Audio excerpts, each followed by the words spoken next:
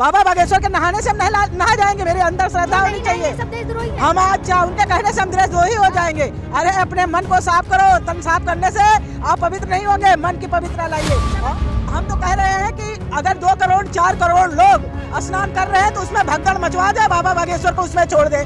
अगर वो बच जाते हैं तो जानेंगे कृपा भगवान की है, नहीं बचते तो उनको मोक्ष हो गया। हजारों लोग दफन हुए हैं कुंभ में, ये सच्चाई है। हम कहते हैं हम उत्तर प्रदेश की सरकार को कटघरे पे खड़ा करते हैं। हम कहते हैं जो हमारे चले गए उनका डाटा निकलवाएं, उनके परिवार को सहयोग राशि दें। कोई चमत्कारी नहीं है, सब ढोंगी बाबा हैं। और इस ढोंग में ये कहते हैं हिंदुस्तान भेड़िया दसान। हिंदुस्तान में गलत अफवाहें बहुत जल्दी प्रचलित हो जाती हैं, सच्चाई पर कोई ध्यान नहीं देता है। हमारे शंकराचार्य जी इनको आईना दिखाने का काम किया है। बड़ा ये घोटाला है कुंभ मेले का, इतना बड़ा घोटाला है, सब सामने आएगा। हाँ, हम तो कहते हैं कि इसी भीड़ में आपको भी छोड़ दिया जाए तो आप अगर बच जाते हैं तो मानेंगे कि आप संत हैं।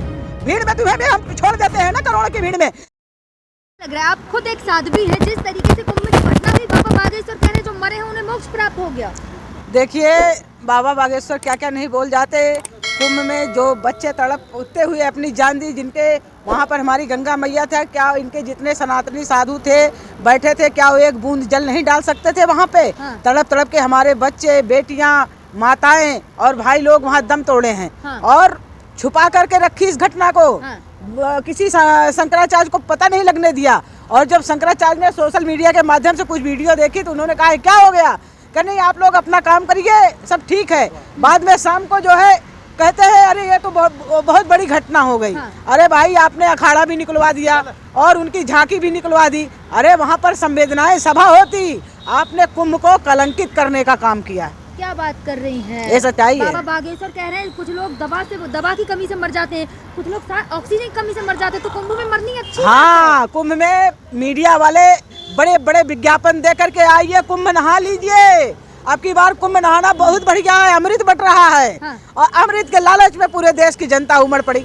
अरे भाई मैं कहना चाहती हूँ देश की जनता को भी, हाँ वहाँ अमृत बटता है। वहाँ 33 कोट के देवता 1 महीना वास करते हैं तीर्थराज प्रयाग में, वहाँ लोग कल्पवास करने आते हैं। लेकिन जो सरकार हमारी थी वो फेल थी, उसने सरकार सुरक्षा नहीं दे पाई, सरकार व्यवस्था नहीं कर पाई। सरकार को चाहिए था कि हम ऐड दे रहे हैं, हम मीडिया पे जो है हीरो को और जो है सिंगर को और मतलब पूरे स्टारों को आमंत्रण दे के कुंभ नहलवा रहे हैं तो जनता भी आएगी। उस हिसाब से व्यवस्था करनी चाहिए थी। अगर व्यवस्था में आप फेल होते तो आपको ये सेना के हाथों में व्यवस्था देना चाहिए थी कुंभ की। और मुख्यमंत्री हुए जिन्होंने सेना के हाथ में कुंभ की व्यवस्था दे रखी थी।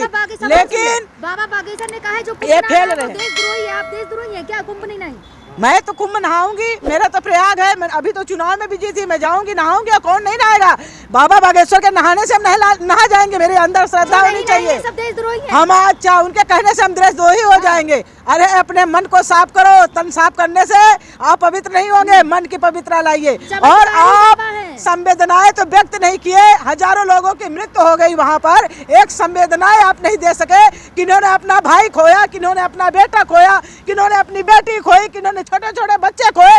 अरे उनके लिए आपने संवेदनाएं व्यक्त की नहीं की। कोई चमत्कार नहीं है, सब ढोंग है।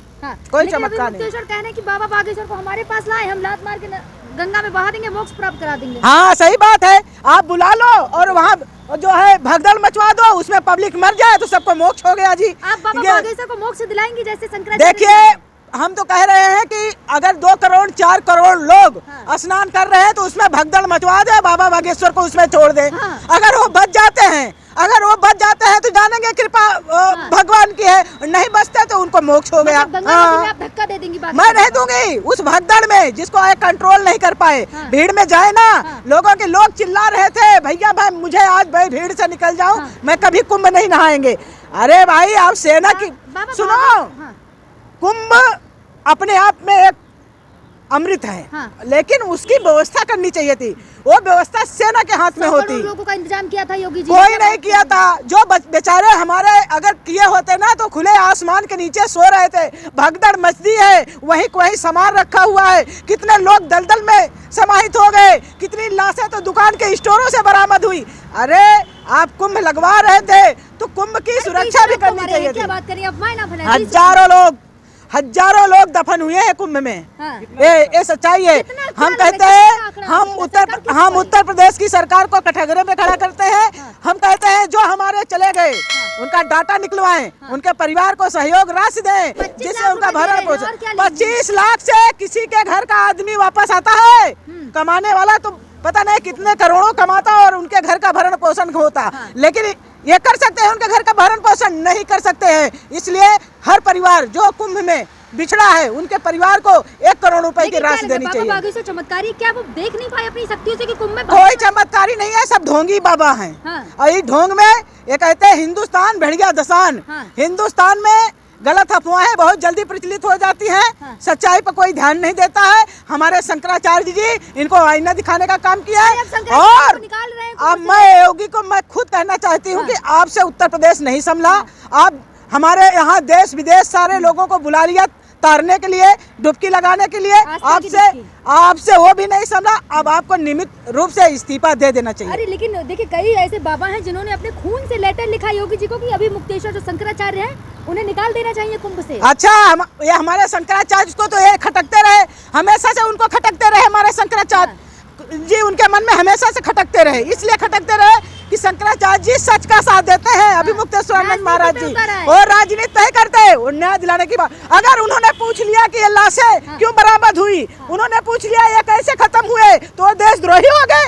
वो देशद्रोही हो गए अगर उन्होंने सवाल उठा दिया। अरे कुंभ आस्था का पर्व है, हमारे सनातन के राष्ट्रपति हैं। इनके निगाह में अगर कोई चीज गलत है तो गलत है। कह रहे कांग्रेसी सफाई हो गई, राजनीति कर कोई कांग्रेसी नहीं है ना, कोई सफाई नहीं है। वो धर्म के लिए लड़ते हैं और धर्म के लिए हमेशा लड़ते रहेंगे। उनके साथ पूरा देश खड़ा होगा। वही एक शंकराचार्य हैं। ऐसा तो प्रधानमंत्री भी नहीं देश की सुरक्षा के लिए लड़ेगा जैसे हमारे शंकराचार्य जी लड़ रहे हैं। क्या बात करती हैं आप?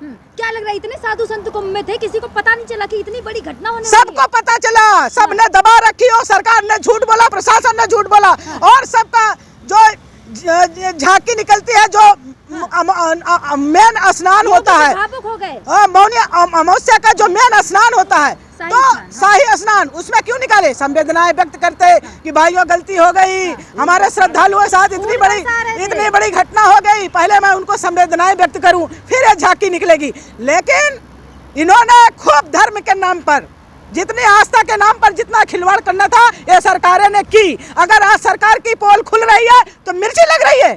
तो क्या चाहते हैं? अभी मुक्तेश्वर की बोल नहीं आपकी योगी जी इस्तीफा दे दें? देखिए, बिल्कुल देना चाहिए। निम्ता रूप से चुटपुट घटना है, हजारों लोगों की मृत्यु हो जाती है, चुटपुट घटना है। अभी इतना बड़ा ये घोटाला है कुंभ मेले का, इतना बड़ा घोटाला है, सब सामने आएगा। हाँ, चुटपुट घटनाएं तो होती रहती है। हाँ, हम तो कहते हैं कि इसी भीड़ में आपको भी छोड़ दिया जाए तो आप अगर बच जाते हैं तो मानेंगे कि आप संत हैं। भीड़ में तुम्हें भी हम छोड़ देते हैं ना, करोड़ों की भीड़ में। जिन्होंने अपना जिन्होंने अपने परिवार खोए हैं वो दर्द पहले महसूस करें। वो दर्द जिस दिन महसूस हो जाएगा वही सन्यासी है, नहीं तो सन्यासी है ही नहीं। मुसलमानों को बैन किया था कुंभ में, लेकिन कुंभ की घटना के बाद मुसलमानों ने मस्जिदें खोल दी। माँ खोल दी, उनके अंदर इंसानियत थी इसलिए खोल दी। इनके अंदर इंसानियत है, किसी ने अपने घर खोले नहीं खोले, वही मुसलमानों का दिन रात पानी पी के कोसते रहते हैं। आज सच्चाई है कि अगर मस्जिद के दरवाजे न खुलते तो जो शरणागति थे उनको कहाँ शरण मिलता। लेकिन अब सरकार कुंभ में आए, आस्था की डुबकी लगाए। हम भी कहते हैं आइए, लेकिन प्रशासन के ऊपर भरोसा मत करके आइए। अपने व्यवस्था से आइए और अपने व्यवस्था से जाइए, इसलिए वहाँ व्यवस्था फेल है, ये सच्चाई है।